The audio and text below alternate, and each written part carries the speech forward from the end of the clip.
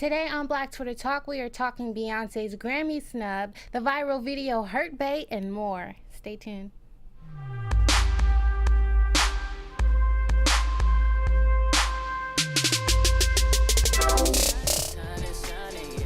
Thanks for tuning in to Black Twitter Talk.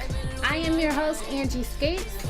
You can find me on Twitter at Angie_Skates and on the gram at Big_and Shining. Hey, what's up, you guys? It's your girl Kels. You can find me on Twitter and Instagram at The Urban Gypsy LA. Shining, shining, shining. Yeah, that's that new Beyonce. She got snubbed for the Grammy for Album of the Year.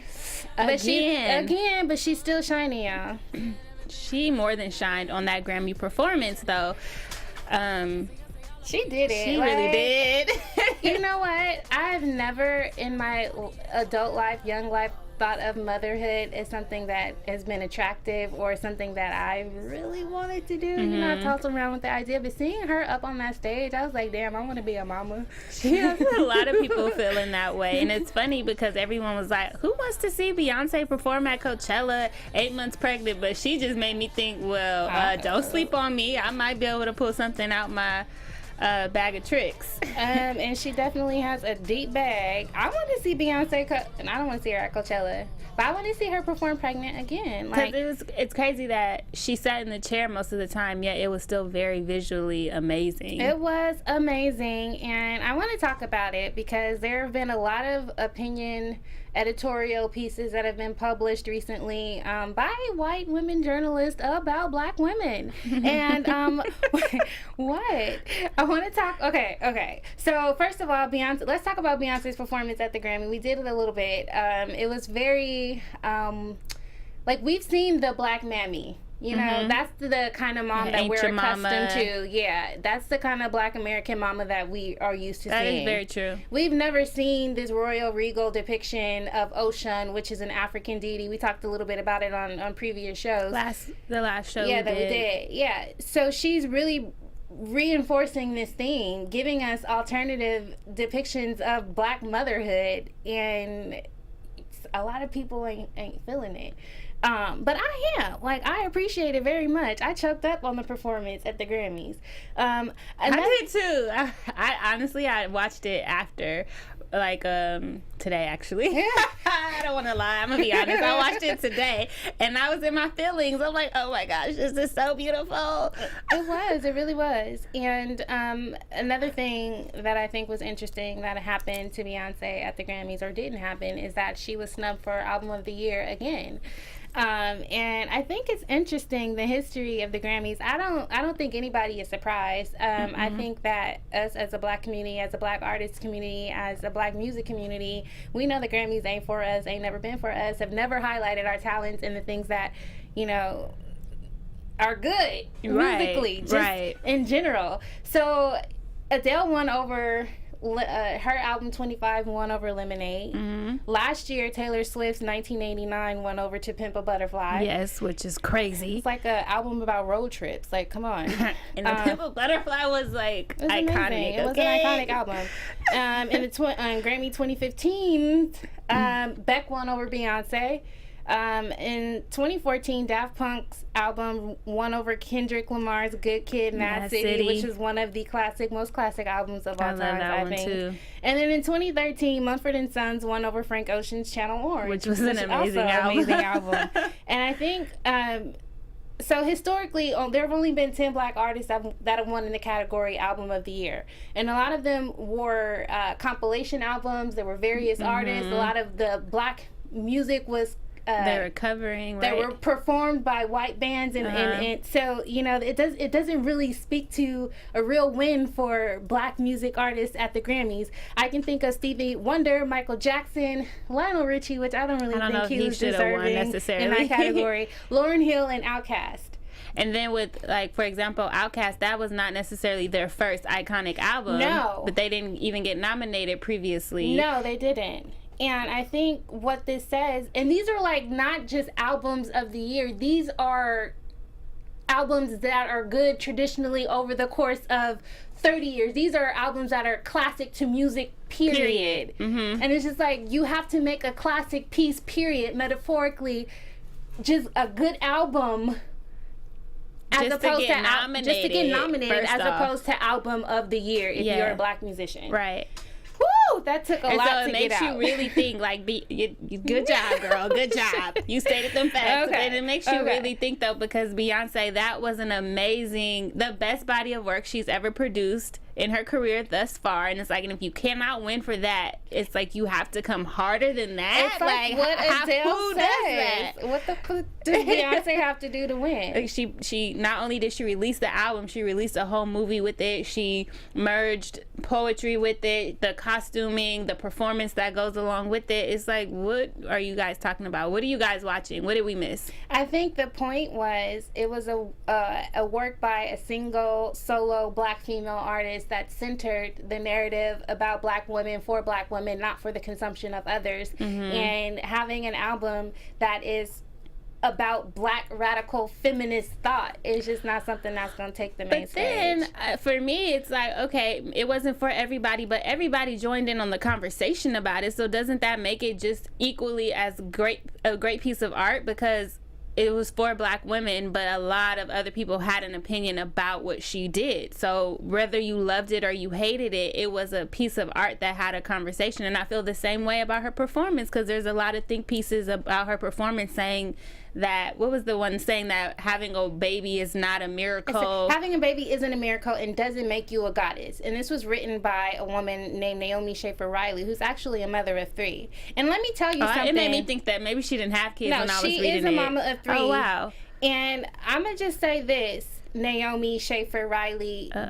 She called out your full name. Your whole name. Like, who are you to say that giving life is not a miracle, and it is something that should only be holden to the people that created that child? Like, are you kidding me? She was like, you can't show off, you shouldn't show off your belly or be proud of it unless you're in front of your husband. Like, what? Like, are you telling us what to do with our bodies? Like, are you upset that we've taken agency over our bodies and we are proud of the fact that we are mothers, and we're proud of the fact that we're black, and we're centering? I'm just curious where that thought comes from. Like, who told you that your pregnancy should only be enjoyed between you and your husband? Because I love seeing beautiful pregnant women. Like, as a photographer too, I do maternity shoots. Like, what are you saying? Like, those are some of my best shoots, just seeing that a woman is able to create life. That is a miracle in and of itself, woman, lady. Like, what do you define as a miracle? And it's like the fact that black women have the highest infant mortality rate makes giving life absolutely a miracle, because she has had a miscarriage before, in the past, and even this pregnancy, I hear that she's it's a high risk pregnancy. Like, she could.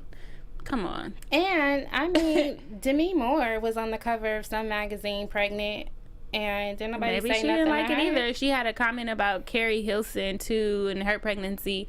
And then as far as Carrie Hilson, my bad, Katherine Heigl. No, not her too, but Carrie Scandal. Oh, Kerry Washington, and she had mentioned something about her pregnancy being a miracle. In her comment, she had some snark remarks saying, like, hardly so.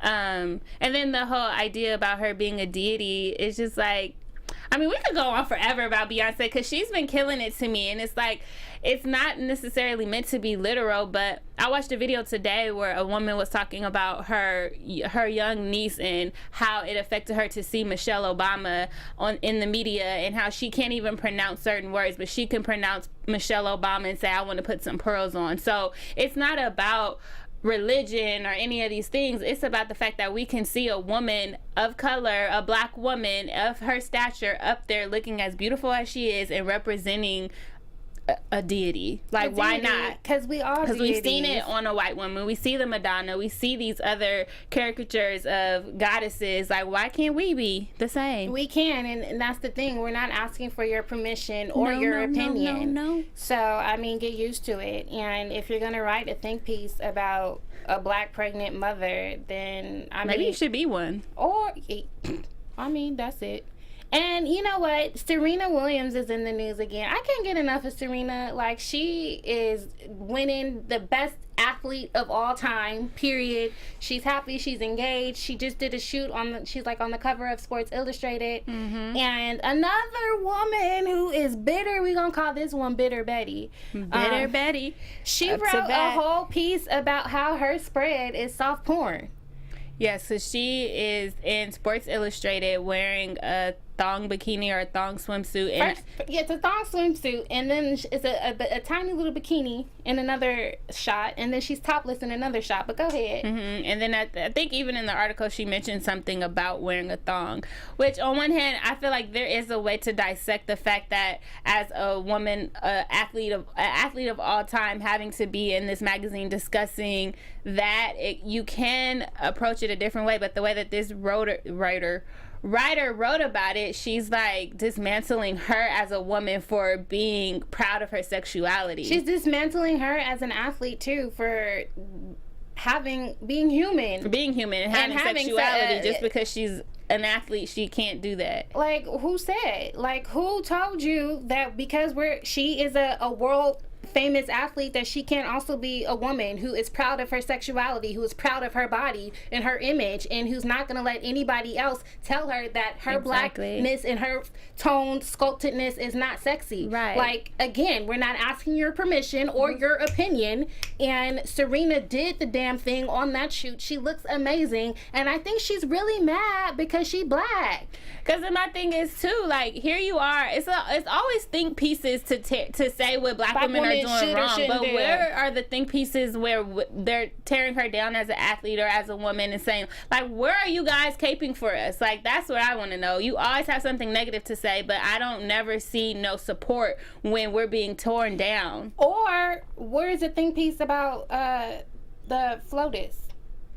The FLOTUS, or a white woman athlete who's on Sports Illustrated, because I know they're there too. You know what I mean? Like, it never feels equal. I don't know. It's not. It's like they always hold black women to a higher standard, a different standard, and tired, they have to y'all. take agency over our bodies, and we're saying, nah, chill. We don't care no more. We're gonna do what we want to do, okay? Point blank in the period. If you don't like it, you ain't got to comment on it. You ain't got to look at it. You ain't got to love it or none of that stuff. No. Why you keep singing that? I don't know. It's in my head now. Oh, okay. So another thing that happened on Twitter this week, I'm not even really sure why this was trending, but it was, so we're going to talk about it.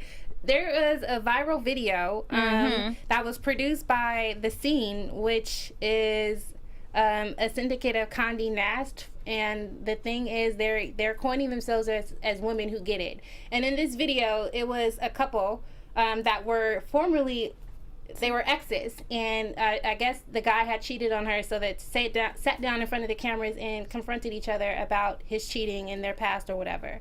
And the video went viral. Like, why do you think it went viral? Because I think way too many people can relate to it, more than we would like. Can relate to that at some point in their life. They were a woman in a relationship being cheated on, stayed, or they were a man in a relationship cheating and stayed.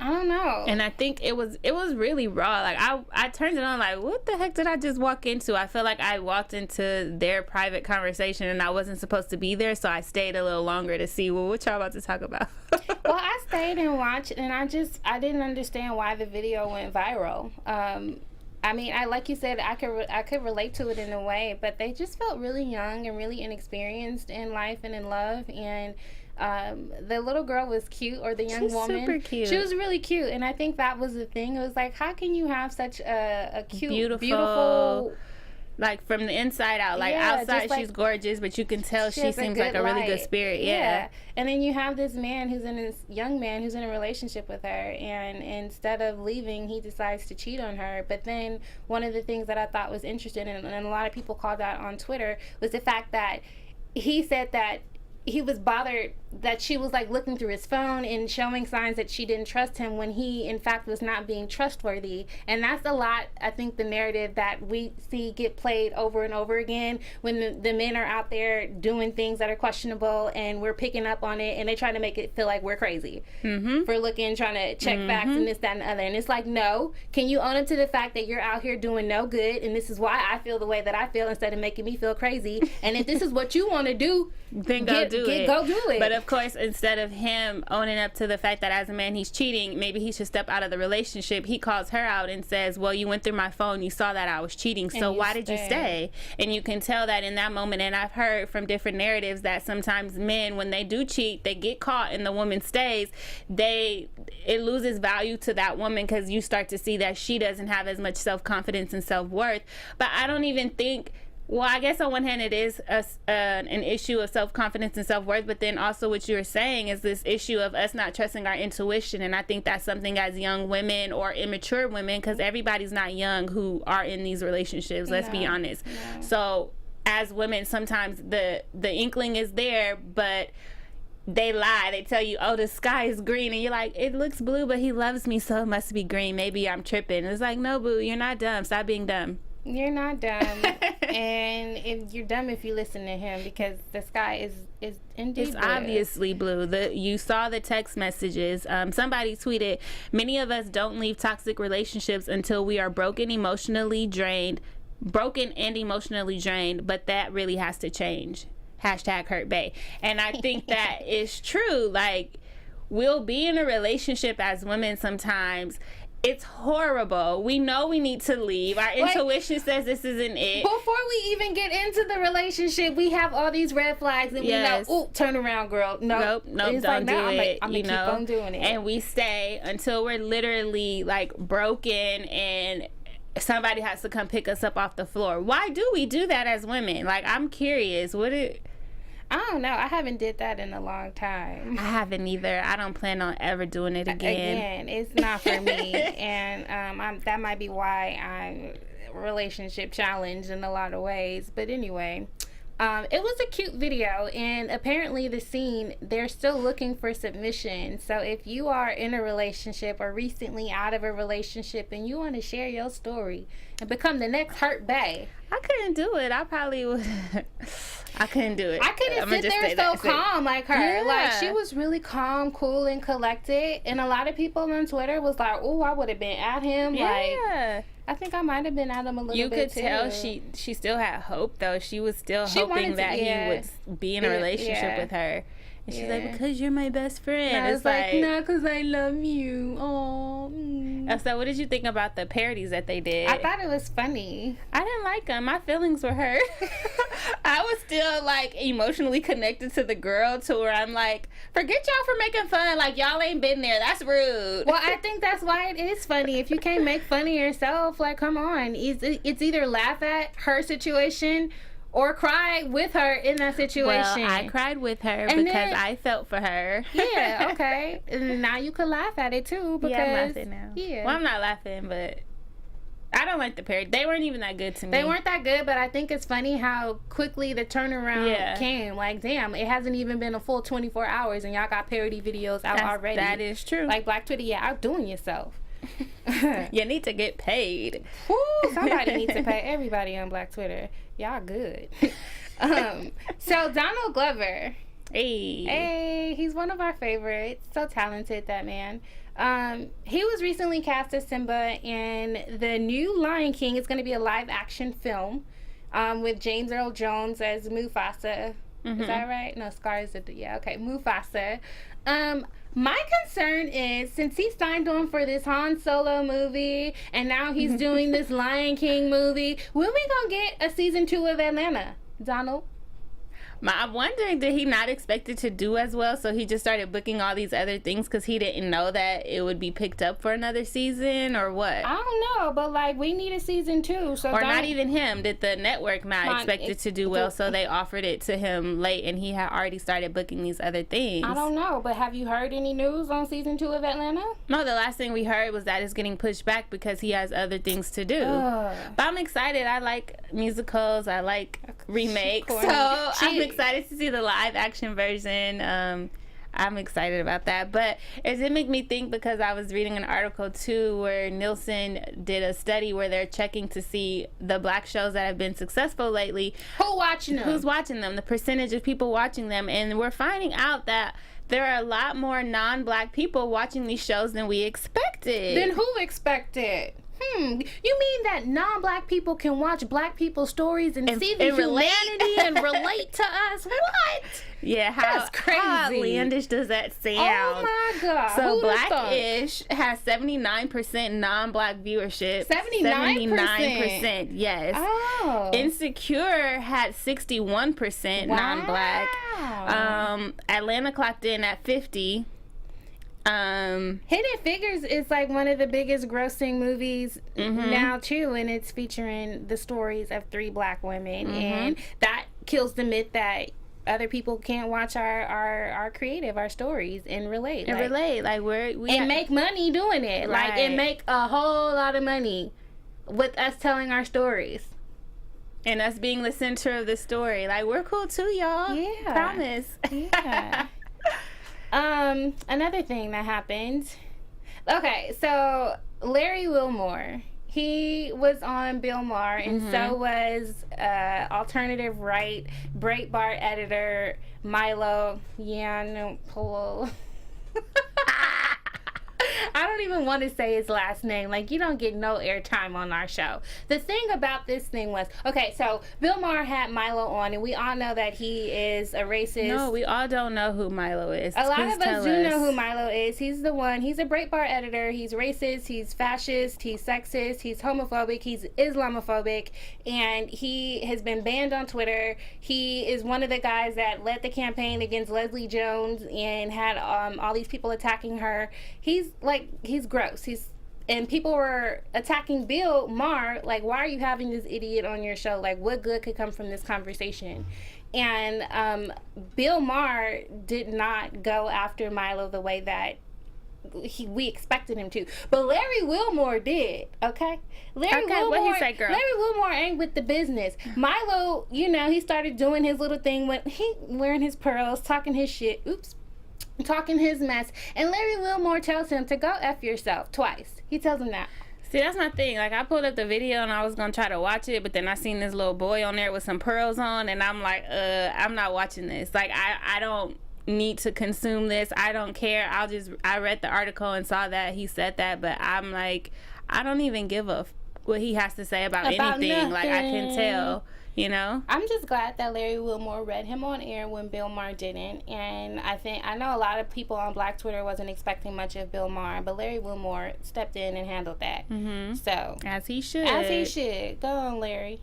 I just want to mention too, Audre Lorde and Toni Morrison, 2 of my favorite black women writers. They had birthdays on the 18th yesterday. I don't know about President's Day, but hey, happy birthday to Audre Lorde and Toni Morrison. What else? Happy birthday. Tell me about these black aunties. Okay, so Blavity, one of our favorite sites, they did a post on Twitter where they said that there are 17 different types of aunts in black families. Okay. So where can they find this at? It's on Blavity. It's on Blavity.com? Yeah, it's on Blavity.com. Okay. If you go to their Twitter feed, they posted it there. And 17 types of black aunties. Let's talk about a couple of them. Because, I've been 1 or 2 or 3 or 4 of them. Yes, I am old enough to be an auntie. OMG. Shut up. Anyway, so they got Jennifer Lewis. She's the first kind of black auntie. What kind is she? Oh, no, I tricked you. That was just a picture? That was just a picture. That's the first person you think of when you think auntie for celebrity. Jennifer Lewis. Yeah, we do. But the cool auntie is Tracy Ellis Ross. She cool. She's regal. She's sophisticated. I think I'm kind of cool, but I'm not as cool as Tracy. Not yet. She funny, too. We got the bougie auntie. Regina Hall. They say she's probably Greek, has 2 degrees. She lives in the suburbs, drives a Benz. She do look she like married very well. That's the bougie That's what auntie. I'm trying to be. I think we could be bougie at times. Into that a little. Yeah, I think we have that affluence meets impoverished a little bit sometimes. And, bougie, whatever. The extra auntie, that's Vivica. Hey, y'all. She extra. What's up? That's me a little bit. A little bit. The mama auntie, Octavia Spencer. This is the matriarch of the family. When grandma dies, she makes some bomb potato salad. That ain't me. Maybe later. Yeah, I ain't making no potato salad. I'm vegan. Okay. And then Here we go. What? I'm just kidding. The saved auntie, Yolanda Adams. Nope. Well, I'm not to say I'm not saved. You not saved? Next. Oh, you just told on yourself. But that's just not. I'm not that auntie. I'm I not ain't that preaching at auntie the either. barbecue. So this the shady auntie. This Jennifer, y'all. Is Jennifer the shady auntie? She knows everything about everybody in the family. She calls your mama up just to tell her the latest family gossip, and somehow in the process finesses your mom out of all of y'all's tea too. Did I make her shady? I guess so. I wouldn't call her, if she was my auntie, I wouldn't call her shady. Okay. Give me another good one. Okay, I ain't Loretta Devine. I ain't the white No, auntie what's- either. The favorite auntie is Patti LaBelle. I'm the favorite auntie. Nah, you the homegirl auntie. That's Taraji. Hey, I like that one. She's definitely the homegirl auntie. Queen Latifah is the out-of-state auntie. What's her Whoopi, what's Whoopi she? is the conscious auntie.